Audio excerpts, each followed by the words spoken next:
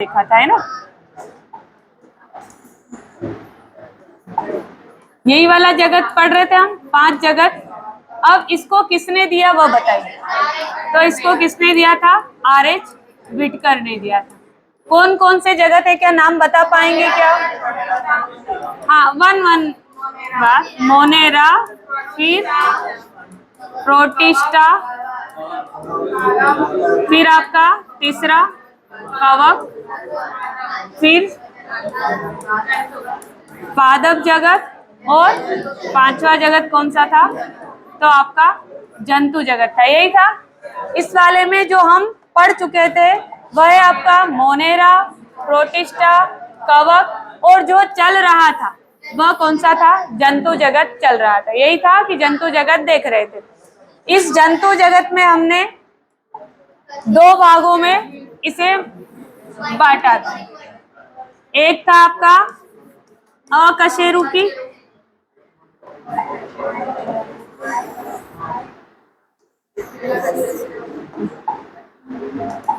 पहला अकशेरुकी था,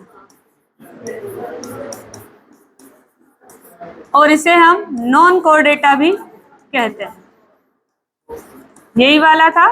और दूसरा जो जगत है वो जो पढ़ेंगे हम वह कौन सा है?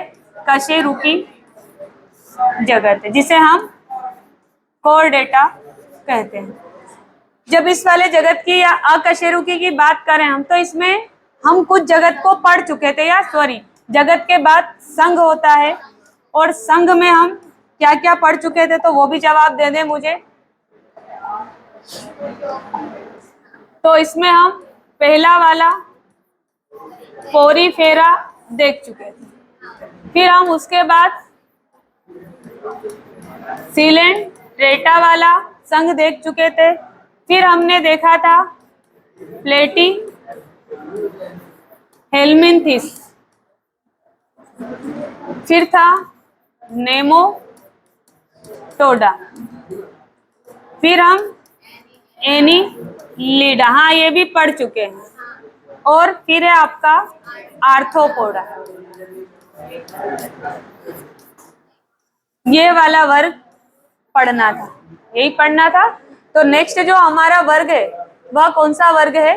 आर्थ्रोपोडा वर्ग है। पहले डायग्राम देख लीजिए, डायग्राम पहले है, इसमें तो दिख ही रहे होंगे, और हमारे आसपास के ही है ना, हमारे आसपास जो पाए जाते हैं यही जीव, और कुछ कुछ को तो हम पहचानते भी हैं, पहचान भी पा रहे हैं। तो ये जो हाँ, कुछ कुछ को तो जैसे ये तितली बटरफ्लाई, इसको पहचान पा रहे हैं। तो आर्थ्रोपोडा जो हमारा वर्ग है, एनेलिडा के बाद, हाँ अब मैं बोल दूं, पढ़ दूं, मैं बता दूं? हाँ, वो आप सब नाम बोलेंगे तो फिर मेरा कब सुनोगे आप लोग? मेरा सुन। तो आर्थ्रोपोडा जो वर्ग है, अब यहाँ पर कुछ चीजें दिखाई दे रही कि कोई उड़ता है ना, मतलब कोई वायु में भी विचरण कर रहा है, कोई इसमें जमीन के अंदर भी रहता है, और कोई जमीन के ऊपर, और कुछ कुछ तो ऐसे मिलेंगे जो जल के ही होंगे। जैसे बिच्छू है तो वो जल में भी निवास कर सकता है। केकड़ा अगर कहीं दिख रहा है, नहीं भी दिख रहा तो केकड़ा भी इसी वर्ग का है। तो इस जगत को सबसे बड़ा जगत बोलते हैं, कि जंतु जगत का जो सबसे बड़ा संघ है वह कौन सा संघ है, मतलब जिसमें सबसे अधिक प्राणी होते हैं, तो वह कौन सा है? आपका आर्थ्रोपोडा। ये पहला क्वेश्चन। फिर इस संघ के जो जीव होते हैं वह जल, थल और आपका जो वायु है सभी में विचरण करते हैं। दूसरी चीज। तीसरी चीज इसमें यह होती है कि इस कैटेगरी के जो जीव होते हैं इनके जॉइंटेड लेग होते हैं। ये जो जॉइंटेड लेग का मतलब होता है कि जैसे ऐसा लगता है किसी ने कील ठोक दी है, और इनके ये जो लेग है इनको जोड़ दिए, अगर हम खींचे तो ये टूट भी जाते हैं, है ना। कभी मकोड़े की वगैरह की सर्जरी की हो बचपन में, मार मार के टांगे हटाई हो, तो जॉइंटेड का मतलब कि हम आसानी से क्या कर सकते हैं? हटा। इसमें या तो 3 जोड़ी लेग होते हैं या 4 जोड़ी होती है। तो कुछ में 4 मिलेंगे और किसमें कितने मिलेंगे? 3। जैसे ये है तो इसके 3 है, ये चींटी है, और इसके देखो तो ये 1 2 3 4, तो या तो 3 जोड़ी या 4 जोड़ी आपको क्या मिलेंगे? पैर मिलेंगे। उसी के साथ इस जीव की जो संरचना है तो ये 3 भागों में विभाजित होती है, कि इसका मुख होता है, उदर होते हैं, और जॉइंटेड क्या होते हैं? इसमें लेग होते हैं। साथ में इसमें गर्दन भी पाई जाती है। तो ये कुछ साधारण से गुण है जो कौन से कैटेगरी के या कौन से संघ के हैं? आपके आर्थ्रोपोडा संघ के। ये जो जीव है जितने भी, ये केकड़ा भी कौन से वर्ग का मिलेगा आपको? मच्छर भी दिख ही रहा होगा, आर्थ्रोपोडा, मक्खी आर्थ्रोपोडा।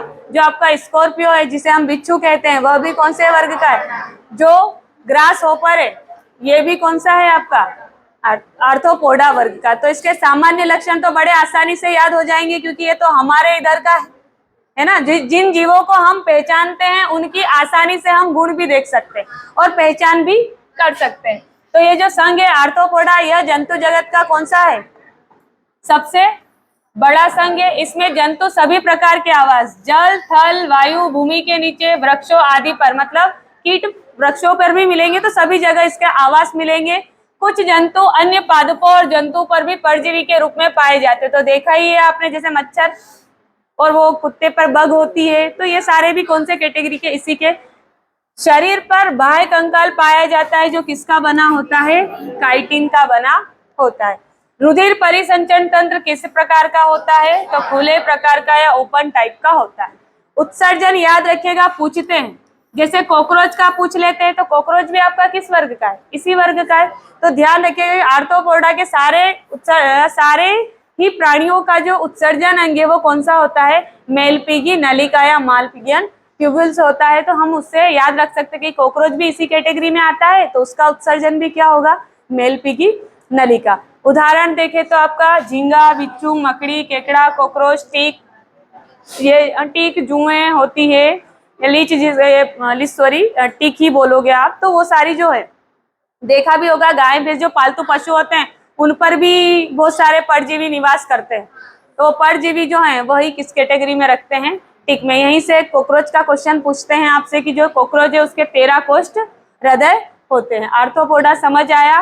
और आर्थ्रोपोडा के जीवों को तो आप अपने एवरीवेयर आसपास देख सकते हैं। उसके बाद का जो वर्ग है आपका वह कौन सा है? फाइलम या आपका संघ मोलस्का। मोलस्का के जीव कुछ ऐसे दिखाई देते हैं। और इसमें ऑक्टोपस हमें ध्यान रखना है, ये वाला पिछली बार आ गया है क्वेश्चन, है ना। ऑक्टोपस, हाँ, इसका डायग्राम ही, इस ऑक्टोपस का डायग्राम आया था और पूछा था कि बताओ ये कौन से संघ से। तो ध्यान रखिएगा, डायग्राम ही आपके लिए इसलिए लेके आए हैं ताकि आप एक बार देख लो, 2 बार देख लो, 4 बार देख लो और देखकर एग्जाम देने चले जाओ। तो ऐसा कुछ बना था, वहां भी कुछ कम ही समझ में आ रहा था और पूछा था कि ये जीव बताओ कौन से संघ का है। तो ये कुछ जीव हैं जो कौन से संघ के। अब इनमें से कुछ तो हम पहचानते हैं, जैसे ये, इसमें से मोती निकलेगा, है। ये भी देखा है, सजावट के लिए उपयोग करते हैं। और ये शंख, और ये अपना घर साथ में लेके चलता है, स्नेल जिसको कहते हैं, तो बारिश का ही है। तो ये जो कुछ जंतु है, इन सारे जंतुओं को कौन से वर्ग में रखते हैं? मोलस्का। अब इनकी क्या क्या विशेषता है? तो 2-3 विशेषता तो हम यही देख ले कि मोस्ट ऑफ जो जीव होते हैं ये जली होते हैं। इसमें कौन से होते हैं? जली होते हैं। दूसरे, इनके ऊपर एक हार्ड सब्सटेंस या कवच पाई जाती है जिसको कैल्शियम कार्बोनेट की, जैसे इसके ऊपर इसका भी घर है, इसके पास ये भी जीव है। शंख, बाकी शंख एक जीव ही है, जीव मर जाने के बाद हम उसको धो धुआ कर शंख में यूज कर लेते हैं। तो ये सारे जो जीव है इनके ऊपर जो है कैल्शियम कार्बोनेट का क्या होता है? कवच होता है और उसके अंदर वो रहते हैं। तो इनकी कुछ विशेषता है। उसी के साथ हम ऑक्टोपस की करें तो इसकी तो 8 टांगे, इसका सर, और इन जीवों का जो है सर, मस्तिष्क या सर और जो धड़ होता है हम आसानी से डिफाइन नहीं कर पाते हैं, कुछ में कर लेते हैं और कुछ में नहीं कर पाते हैं। देखते हैं इनकी विशेषता। इसका जो सामान्य लक्षण है, अधिकांश जीव कौन से मिलेंगे? समुद्री, कुछ अलवणीय जल, कुछ नम भूमि पर रेंगते हुए भी दे। नम भूमि से याद आया, जो स्नेल है जिसको बोला जाता है कि रेजर की जो धार होती है उस पर भी वो आसानी से क्या कर सकता है? चल देता है। ये जीके का क्वेश्चन है ना, सब इंपोर्टेंट महत्वपूर्ण तथ्य में पूछते हैं। तो वो आपका स्नेल ही है जो क्या करता है? उस धार पे भी चल जाता है। शरीर पर किसका बना कवच पाया जाता है? तो शरीर पर कैल्शियम कार्बोनेट का कवच पाया जाता है। ध्यान रखिएगा, यह जिसका स्त्रावण मेंटल द्वारा किया जाता है। रुधिर परिसंचरण कैसा मिलेगा? खुले प्रकार का। साथ ही एक और चीज याद रखना है, हीमोसाइनिन के कारण इनका रक्त कैसा दिखाई देता है? नीला या हरा। जब हमने पढ़ा था तो थोड़ा हृदय वाले परिसंचरण तंत्र में आए थे तो मैंने बताया था आपको कि जो खुला परिसंचरण तंत्र है उसमें रक्त नलियों में ना बहकर सीधे कांटेक्ट किससे होता है? ऊतक और कोशिका से होता है। भैया तुम होता है। और उसमें जो खुला परिसंचरण तंत्र वाले जो रक्त होता है उसमें नीला और अलग अलग प्रकार से, मतलब हरा भी रक्त देखने को मिलता है, तो वह रक्त किसकी उपस्थिति या कौन से वर्णक की उपस्थिति के कारण होता है? तो हीमोसाइनिन के कारण होता है। इसमें अगर हम धातु देखें तो जैसे हमारा रक्त हीमोग्लोबिन के कारण क्या होता है? लाल रंग का दिखाई देता है, तो उसमें आयरन होता है। वैसे ही हीमोसाइनिन में जो तत्व पाया जाता है वो कॉपर तत्व पाया जाता है। सामान्य जानकारी आपके लिए, उदाहरण ऑक्टोपस, सीपिया, घोंगा, सीप और ये शंख वगैरह सारी चीजें किसमें रखते हैं? कछुआ इसमें नहीं आता है, उसका जो ऊपर का कवच है वो काइटिन प्रोटीन का बना होता है, सॉरी कीरोटिन का बना होता है। एक और चीज यहाँ से दो चीज और लीजिएगा, इस संघ की नींव मोलस्का विज्ञान मेलेकोलॉजी और शंख विज्ञान को कोंकोलॉजी, और कोंको का मतलब ही, कोंक का मतलब शंख ही होता है, तो ये विज्ञान भी आप याद रखिएगा इसी के साथ, और ये जीव भी आप याद रखिएगा कि मोती वाला जो सिस्टम है या मोती वाला जो जीव है कौन से वर्ग का है?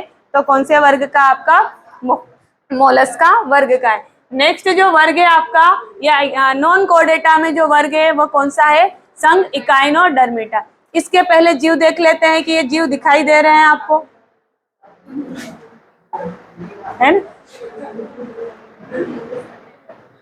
और ये तो स्टार फिश दिखा रही है ना, ये वाला पूछा था पर ये हरे रंग का था उसमें, पर ये दूसरा रंग आ गया है। सी कुकुम्बर, समुद्री खीरा है ना, पर ये जीव है, खीरे जैसा ही लग रहा है कि काट ले तो खा भी सकते हैं हम इसे, पर खा नहीं सकते, ये भी एक जीव है। ये सी लिली आपकी, हाँ लिली का फूल होता है, लेकिन ये सी लिली है, मतलब फूल लिली के फूल जैसी दिखती है, पर ये सी लिली है। स्टार फिश है, ये सी कुकुम्बर है, कुछ ये जीव है जिनको हमें याद भी रखना है। अब आप चलते हैं किसकी ओर? इकाइनोडर्मेटा। यहाँ से दो तीन चीजें याद रखनी कि ये जो जीव होते हैं मोस्ट ऑफ समुद्री जीव होते हैं। पहली चीज, मैंने कल आपको एक समिति बताई थी कि जीवों के अंगों के जब अरेंजमेंट होता है तो किस हिसाब से अरेंजमेंट है उसके हिसाब से समिति होती है, ये जिसे सिमेट्री कहते हैं। असमिति, द्विपाश समिति और एक और होता है अरी समिति जिसे रेडियल समिति कहते हैं। असमिति में जीवों को किस तरह से भी हम दो बराबर भागों में नहीं बांट सकते। कुछ जीव ऐसे होते हैं जैसे मनुष्य को ही ले लो, उन्हें अगर बीच में से दो बराबर भागों में हम बांट सकते हैं, पर एक ही प्लेन पर बांट सकते हैं। दूसरी बार अगर बराबर बांटा तो आगे पीछे का हिस्सा अलग अलग हो जाएगा, तो एक प्लेन से काटने पर दो बराबर भाग मिल जाए तो वह समिति कौन सी होती है? द्विपाश समिति होती है। और अरी समिति में किसी भी जगह से काटे हम तो वो किस भाग में हो जाए? बराबर भाग में हो जाए। और इस कैटेगरी या इस संघ के जो जीव होते हैं उनको हम कहीं से भी काटने पर क्या कर सकते हैं? दो बराबर भागों में बांट सकते हैं। तो इन जीवों में एक समिति मिलेगी, या कौन सी समिति होती है इनमें? तो अरी समिति होती है। ये ध्यान रखिएगा कि इसका गुण है। उसी के साथ इसमें जल संवहन तंत्र पाया जाता है। कौन सा तंत्र पाया जाता है? जल संवहन तंत्र मिलेगा, जिसे वाटर वेस्कुलर सिस्टम कहते हैं। और उसी के साथ इन जीवों के शरीर पर कांटे या दशंक पाए जाते हैं। जैसे स्टारफिश जितनी देखने में सुंदर है, अगर उसको छुओ तो वो आपको छूने नहीं देगी, उसके शरीर पे क्या होते हैं? छोटे छोटे कांटे होते हैं, और वो कांटे आपको क्या कर सकती है? मार भी सकती है। तो तीन चीजें इसमें, कांटेदार मतलब शरीर पर छोटे छोटे कांटे होते हैं, अरी समिति है, और दूसरा कौन सा है? जल संवहन water vascular system. Water vascular system का मतलब समझिए कि ये जो सिस्टम है इनमें एक नली नुमा संरचना होती है कि बाहर से पानी आसानी से इसके अंदर घूम सकता है। और ऐसा क्यों करते हैं ये जीव? तो ऐसा इसलिए होता है इनमें सिस्टम कि जो भी अगर जल से कोई सूक्ष्म जीव वगैरह इसमें इसके थ्रू जाते हैं तो ये उसका क्या कर लेते हैं? भक्षण कर लेते हैं और अपना खाना पूर्ति कर लेते हैं। इसमें इसका मुख्य कैरेक्टर, ये क्वेश्चन भी आया हुआ है कि किस संघ का जल संवहन तंत्र मुख्य कैरेक्टर या गुण है? तो किसका है? आपका इकाइनोडर्मेटा का है। और ये जीव हैं इसके, देखिए इसमें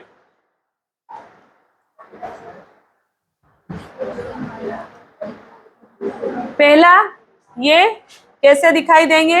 तो ये गोल नालवत खंड विहीन तारे के तरह के जीव होते हैं जो समुद्र में, कि ये कौन से जीव है? मुख्य रूप से देखें हम तो कौन से मिलेंगे आपको?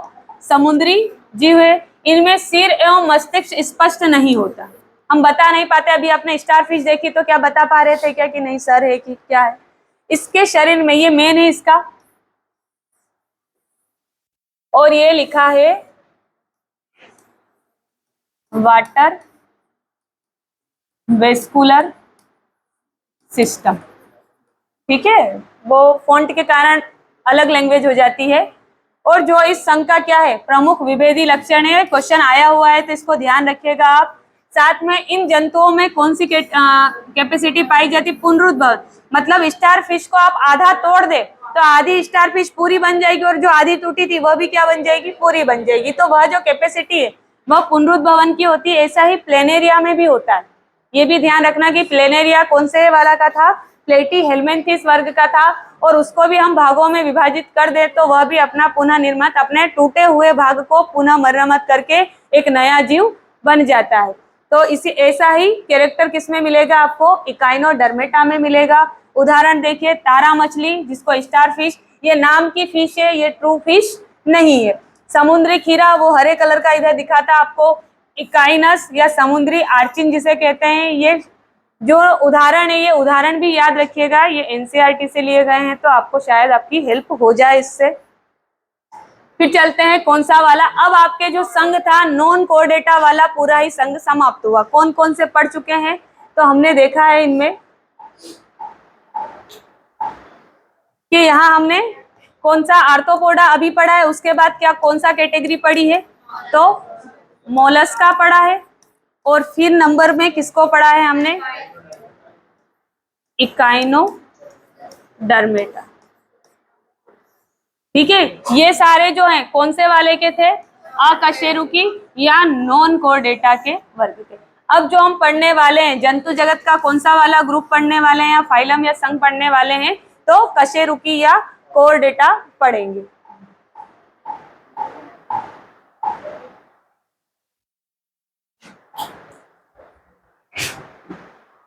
देखिए, पहले इसके बारे में साधारण सी जानकारी ले लेते हैं, फिर बताते हैं कि क्या संघ कोर्डेटा स्थापना आप देख लीजिएगा। सामान्य लक्षण, जीव सभी आवासीय दशाओं अर्थात जल, वायु तथा थल में पाए जाते हैं। मतलब इस संघ के भी जीव आपको सभी जगह देखने को मिल सकते हैं।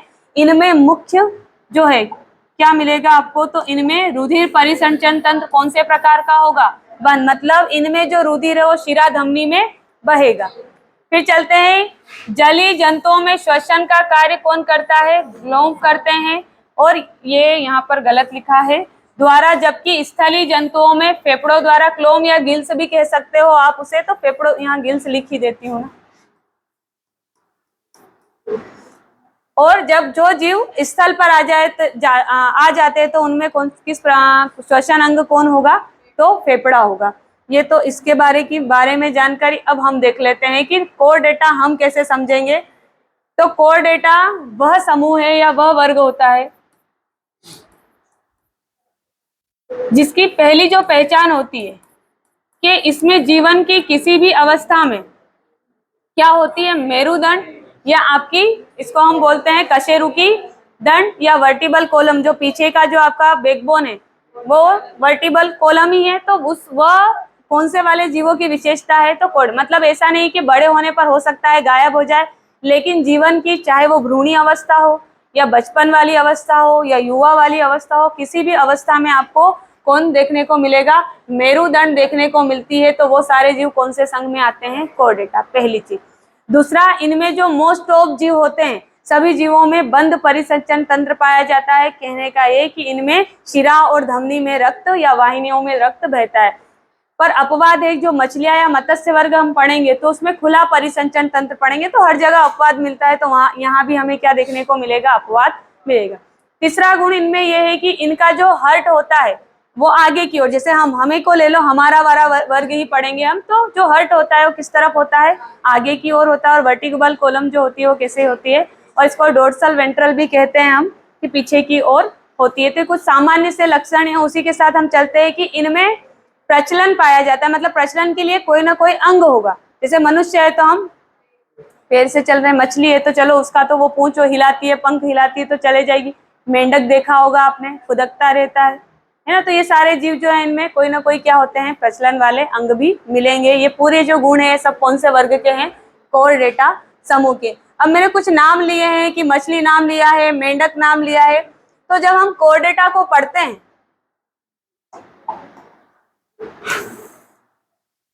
तो इस कोर्डेटा संघ को फिर से पुनः 5 भागों में बांटा है। कितने भागों में बांटा है, तो 5 भागों में बांटा है। और इसमें सबसे पहला जो होता है वह है आपका मत्स्य, जिसको पीसीज भी कहते हैं। दूसरा मिलेगा आपको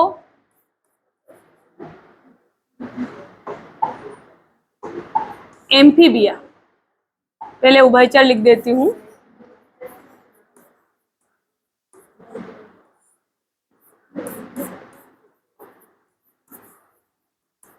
दूसरा वर्ग है आपका कौन सा? एम्फीबिया। तीसरा मिलेगा आपको सरीसर्प, और इस वर्ग को रेप्टेलिया भी कहते हैं। और यही शायद मैंने होमवर्क भी दिया था आपको, मतलब कल जब क्लास ली थी तो मैंने बोला था कि पढ़ के आइएगा, और मुझे पता है आप सब पढ़ के आए हैं। पक्षी वर्ग, जिसे हम एविज भी कहते हैं, और लास्ट का जो वर्ग है आपका, इसे हम स्तनधारी या मैमेलिया वर्ग कहते हैं। मतलब कोर्डेटा के कितने समूह? 5। पहला मत्स्य, जिसको पीसीज वर्ग कहते हैं, फिर उभयचर जिसे एम्फीबिया, तीसरा सरीसर्प रेप्टेलिया, पक्षी वर्ग एविस, और स्तनधारी को क्या कहते हैं? मैमेलिया। इन सबके गुण होते हैं, कैरेक्टर होते हैं, और उनकी पहचान से हम बता सकते हैं कि ये कौन से वाले कैरेक्टर हैं और कौन से वाले जीव होंगे। जैसे पहला चलते हैं हम, कौन सा वर्ग है आपके पास? मत्स्य वर्ग है।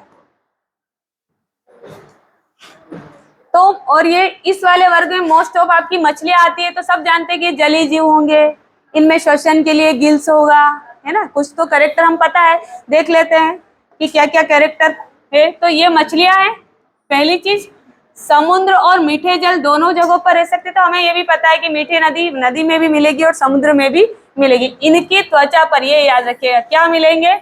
शल्क अथवा प्लेटों से ढकी होती है, तथा अपनी मांसल पूंछ का प्रयोग किसमें करती है? तैरने के लिए या प्रचलन में करती है।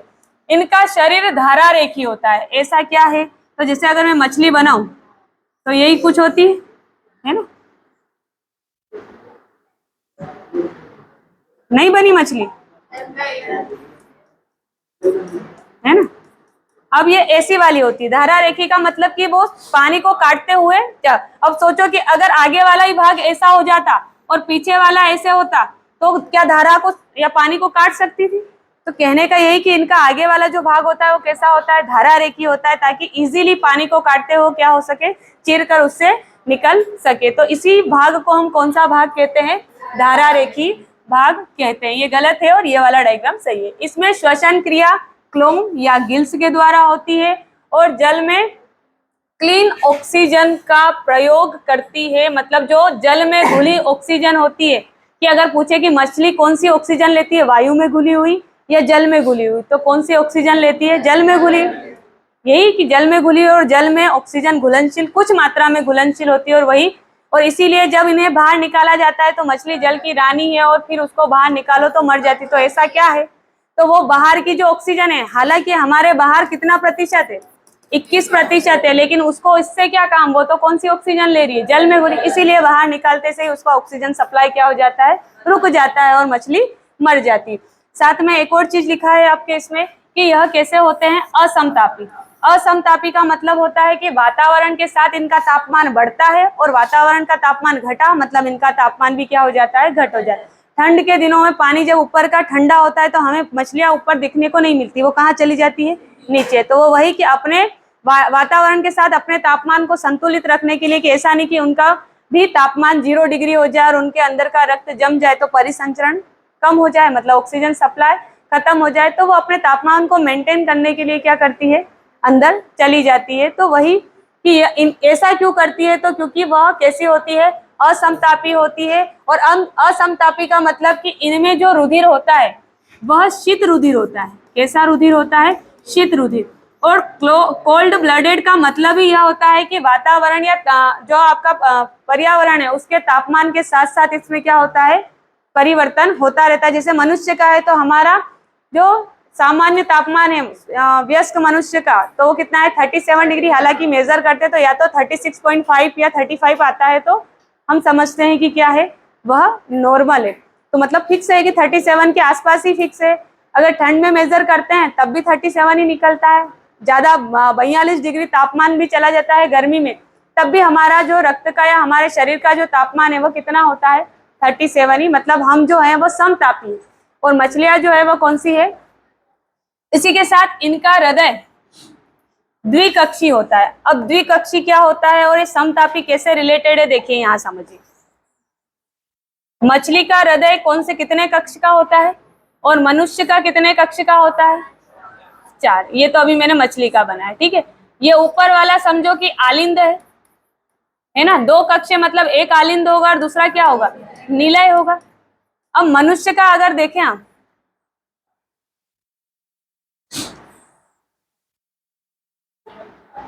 तो इसमें कितने कक्ष होते हैं, 4 कक्ष।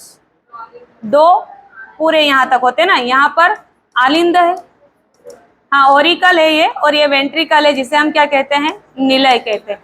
अब मछली में जब रक्त शुद्ध और अशुद्ध आएगा तो दोनों मिक्स हो जाएगा, और मिक्स होके फिर वापस हृदय से निकलेगा, और मिक्स होने के बाद फिर से उन्हें ऑक्सीजन के लिए या शुद्ध और अशुद्ध को अलग करने के लिए ज्यादा ऊर्जा खपत करनी पड़ेगी, क्योंकि ऑक्सीजन वाला तो उसे चाहिए और जो अनऑक्सीकृत है उसे वापस ऑक्सीजन मिलाना है।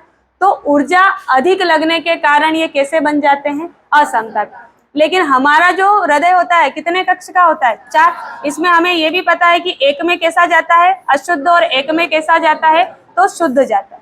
मतलब कहीं से कहीं तक मिल नहीं सकता, मतलब हमें वापस अलग नहीं करना है।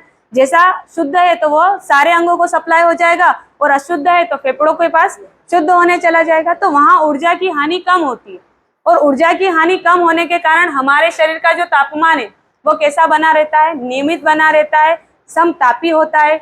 लेकिन इनका रक्त मिक्स होने के कारण इनका जो क्या हो जाता है, ऊर्जा अधिक लगती है, इसलिए तापमान बिगड़ता रहता है। और इसीलिए हम इनको किस कैटेगरी में रखते हैं, असमतापी हृदय। याद रखिएगा, यहाँ से भी क्वेश्चन आता है कि मछलियों में कितने कोष्ठ हृदय होते हैं, तो कितने कोष्ठ होते हैं, ये क्या है, तो ये अंड प्रजक है, मतलब ये अंडे देती है। जीव 2 प्रकार के होते हैं, एक जरायुज होते हैं और दूसरे होते हैं अंड प्रजक। अंड से तो सीधे समझ में आ रहा है कि वे जीव जो क्या दे, अंडे दे, तो उन्हें उन जीवों को किस कैटेगरी में रखते हैं, अंड प्रजक की। और जो सीधे शिशुओं को जन्म दे उन जीवों को हम किस में रखते हैं, जरा। जैसे मनुष्य है तो अंडा नहीं देता, वो सीधे नवजात शिशु को जन्म देता है, तो वह किस कैटेगरी में आएगा, जरा। कुत्ता क्या करता है, तो वह भी पपीज मतलब छोटे छोटे बच्चों को जन्म, तो किस में आएगा, चिपकली किस में आएगी, क्लियर है। तो यह कौन से जीव है, तो ये अंडे देती। अब इनमें जो मछलियां होती है 2 प्रकार की, आपने एक वो पढ़ा भी होगा शार्क वाला सिस्टम, कि शार्क का जो कंकाल होता है कैसा है। तो पहले तो मैंने अस्थि और उपास्थि समझा देती हूँ क्या है। तो अस्थि हमारे शरीर का कठोर वाला भाग है जिसमें कैल्शियम की मात्रा अधिक होती है, और उससे थोड़ा कम कठोर वाला भाग उपास्थि, जैसे कान है, किसका बना है, उपास्थि का बना है।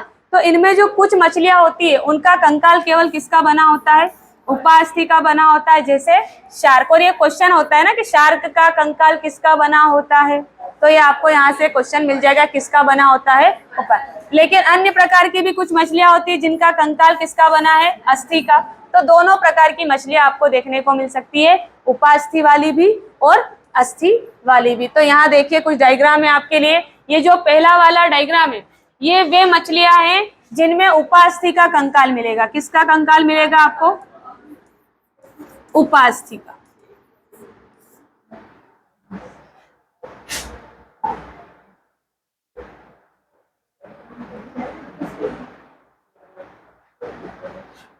ठीक, इसमें तारपीडो विद्युत रे, इलेक्ट्रिक फिश वाले को जानते हो, ये दंशक रे है, स्टिंग रे कहते हैं।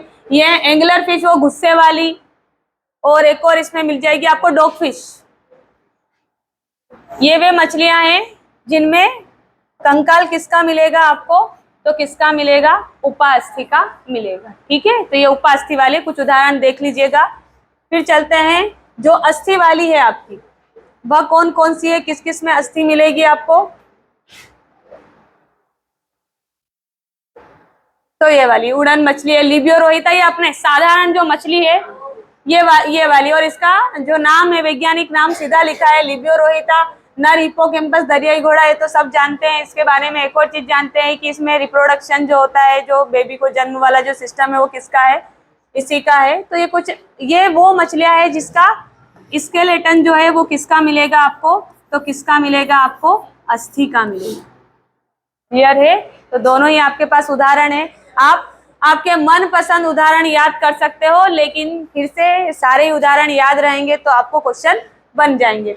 दूसरा वाला जो आपका वर्ग है वो कौन सा वाला है, तो स्थलचर। इसी वर्ग को हम उभयचर या एम्फीबिया कहते हैं। ये मत्स्यों से भिन्न होते हैं। पहले कैरेक्टर किससे भिन्न होते हैं, मत्स्यों मतलब मछली वाले वर्ग से भिन्न होते हैं। ये मेंढक वाला वर्ग है कि वो आधा जीवन तो कहाँ, जल में, और बाकी का जीवन कहाँ, थल में, है ना। क्योंकि इनमें शल्क नहीं होते, इनकी त्वचा पर श्लेष्म की ग्रंथियां पाई जाती है। तथा हृदय कैसा है, तो इस वर्ग का हृदय कैसा होता है, त्रिकक्षी। और त्रिकक्षी को हम देखें तो कुछ ऐसा होता है।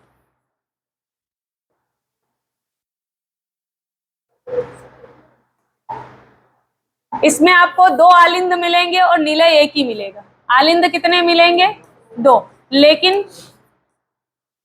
निलय कितना मिलेगा, एक ही मिलेगा। तो वही कि शुद्ध और अशुद्ध अगर एक साथ अलग अलग आ भी जाए तो आगे जाके भी क्या करना है, मिलना ही है। और मिल जाएगा तो वापस ये जो जीव है ये कौन से वाले ताप वाले हो जाएंगे, असमतापी।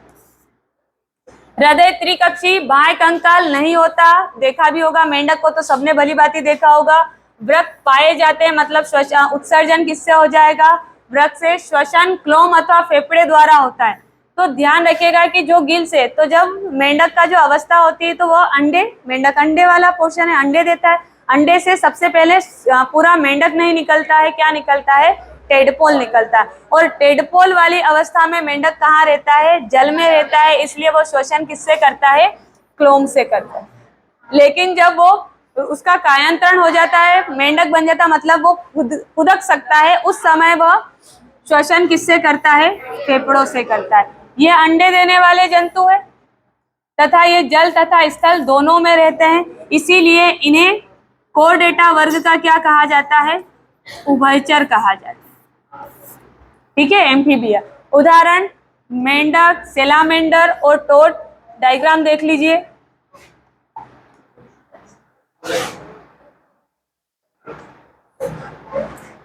ये सेलामेंडर वो आपका टोड है, ये राना टिग्रीना हमारे यहाँ का मेंढक, और ये हाइला वृक्ष का मेंढक। देखा होगा ना, चढ़ जाता है, दुबला पतला रहता है, स्लिम ड्रीम।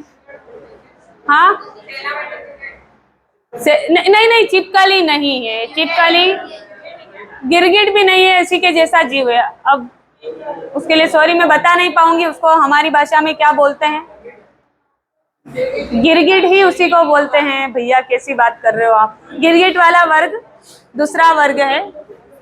चलते हैं नेक्स्ट वाले वर्ग की ओर, जो कौन सा है आपका, कौन सा वाला वर्ग है, सरीसृप, और इसे ही हम रेप्टेलिया वर्ग भी कहते हैं। और ध्यान रखिएगा कि हिंदी मीडियम वालों के लिए तो सरीसृप और रेप्टेलिया दोनों ही याद रखना है, क्योंकि इंग्लिश में तो रेप्टेलिया मतलब रेप्टेलिया ही, लेकिन हिंदी माध्यम अगर है क्वेश्चन तो फिर उनको थोड़ा सा ध्यान रखना है कि कभी कभी उन्हें रेप्टेलिया देखने से मतलब रेप्टेलिया का सामना करना पड़ेगा, तो कभी कभी सरीसृप का। तो दोनों ही चीजें कॉमन याद रखिएगा, और याद नहीं सिर्फ दिमाग में रखिएगा। यह असमतापी है, और असमतापी का मतलब कि ये भी जंतु क्या होते हैं, मतलब अपना तापमान मेंटेन नहीं रख सकते। इनके शरीर पर, इनका शरीर शल्कों द्वारा ढका होता है, और इनमें श्वसन किसके द्वारा होगा, तो फेफड़ों द्वारा होगा। हृदय सामान्यतः कितना कक्ष का होगा, तो कितने कक्ष का होगा, 3 कक्ष का होगा। लेकिन मगरमच्छ, ये आता है क्वेश्चन है ना, कि मगरमच्छ का हृदय कितना, तो 4 कक्ष का होता है। वृक्क पाए जाते हैं, मतलब उत्सर्जन इसी से हो जाएगा।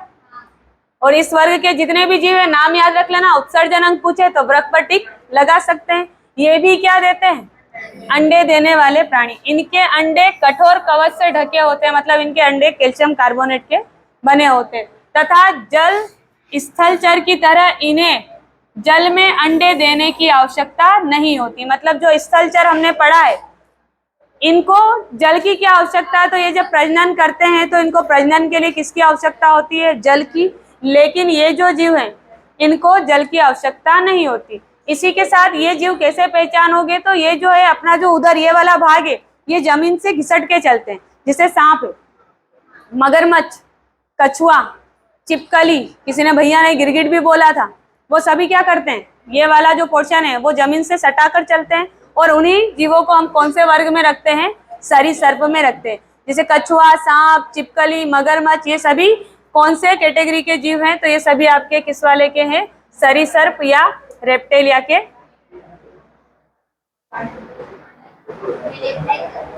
ठीक है, किंग कोबरा दिख ही रहा होगा, बाकी सांप को भी इसी में रख लीजिएगा, ये इसको भी पहचानते होंगे और टर्टल को भी पहचानते होंगे, बाकी के नाम आप याद रख सकते हैं। उड़ान, चिपकली जिसको डेक्रो कहते हैं। और आपसे क्वेश्चन ये पूछेंगे कि डेक्रो कौन से संघ का है या वर्ग का है, तो इसीलिए, और ये फिर वही कि डायग्राम कहीं और से लाए गए हैं, तो इनको थोड़ा सा ध्यान रखिएगा कि डायग्राम याद रहेगा तो हाँ आप आसानी से क्या कर सकते हो, पहचान कर उसको बना सकते हो। इस वर्ग को कौन नहीं जानता, ये तो सभी जानते हैं, नाम से ही समझ में।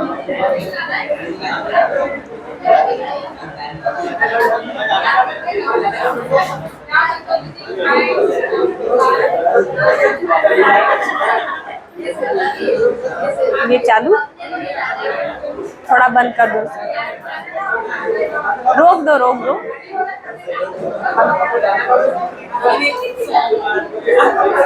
चालू कर दो अब इसको, ठीक है।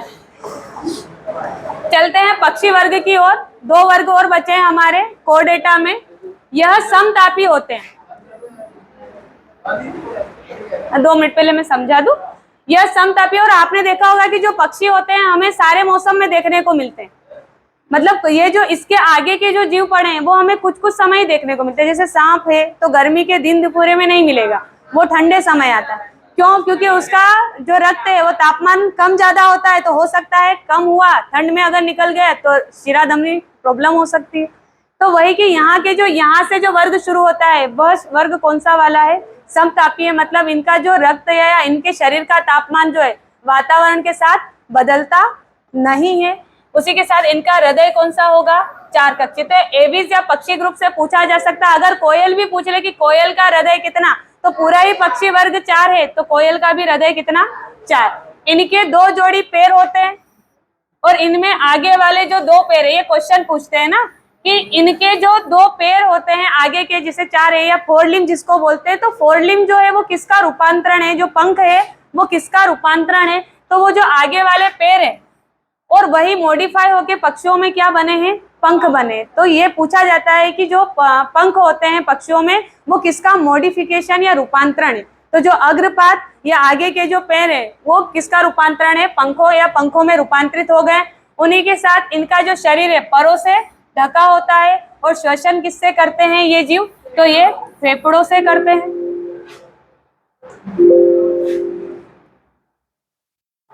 फिर इस वर्ग के सभी पक्षियों, इस वर्ग में सभी पक्षियों को रखा है। साथ में एक और जानकारी, ये पक्षी उड़ पाते हैं, पंख हम भी लगा ले तो उड़ सकते हैं क्या, तो नहीं। तो इनकी जो हड्डियां होती वो खोखली होती है ना, हमारी तो एक ही हड्डी खोखली है फीमर वाली, लेकिन इनकी पक्षियों में एक और मॉडिफिकेशन होता है कि इनकी हड्डियां कैसी होती, खोखली और हल्की होती है, जो इनको उड़ने के लिए काबिल बनाती है। तो इतना आपको इस पक्षी वर्ग से याद रखना है। और इसके बाद वाला जो वर्ग है ये हमारा वाला वर्ग है, जिसे हम कौन सा वाला वर्ग कहते हैं, तो स्तनपायी वर्ग है, जिसे मेमेलिया वर्ग कहते हैं। पहले इसके गुण पढ़ लेते हैं, फिर इसके डायग्राम देख लेंगे, और हम खुद को देख लें, मतलब हम कौन सी वाली कैटेगरी के हैं, स्तनपायी या मेमेलिया। ये भी कौन से वर्ग के हैं, तो ये समतापी प्राणी है।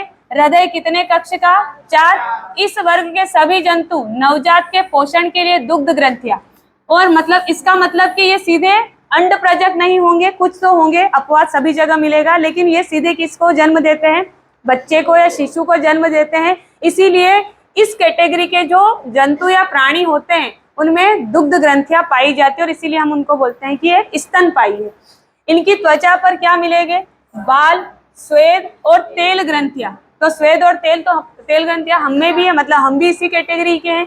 इस वर्ग के जंतु शिशुओं को जन्म देने वाले होते हैं, हालांकि कुछ जंतु फिर वही अपवाद स्वरूप अंडे भी देते हैं, जैसे इकिडना और प्लेटिपस, ये नाम आए हुए हैं। कि ये कौन सी कैटेगरी के, या तो ये पूछ लेंगे अंडे देने वाले हैं या मेमेलिया के हैं, तो ये दो नाम और याद रखिएगा। उसी के साथ आपने एक और कहानी सुनी होगी, कंगारू जैसे कुछ स्तनपायी अविकसित बच्चे, उनके यहाँ एक थैली होती है ना, तो वो मार्सुपियन नामक, कौन सी थैली है, मार्सुपियन नामक थैली में तब तक लटके रहते हैं जब तक कि वह पूर्ण विकास नहीं हो जाता। तो इसका मतलब कि जो आपका कंगारू है वह भी कौन सी कैटेगरी का है, स्तनपायी कैटेगरी का। उसी के साथ ये जो जीव हैं इनमें जो दांत होते हैं वह विषम दंती होते हैं। जैसे मनुष्य है तो हमारे दांत भी 4 प्रकार के होते हैं, चूहा है तो वो भी काटने के अलग होंगे उसके भी, तो इस वाले जो कैटेगरी उसके दांत कैसे होते हैं, विषम दंती होते हैं। डायग्राम देख लीजिए, और ये डायग्राम बड़ा काम का है, देखो इससे क्या क्या चीजें मिलेगी आपको। पहला, ये जो वेल है, हमने मत्स्य वर्ग पढ़ा था लेकिन उसमें ये नाम नहीं है, क्वेश्चन आता है कि वेल कौन से वर्ग से है, तो वेल कौन से, स्तनपायी।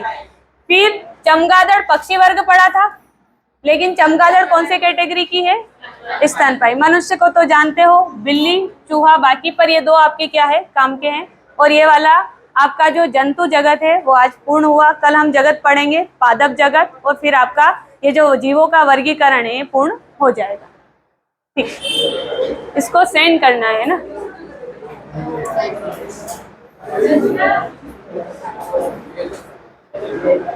हाँ अब ये बंद कर देना भैया।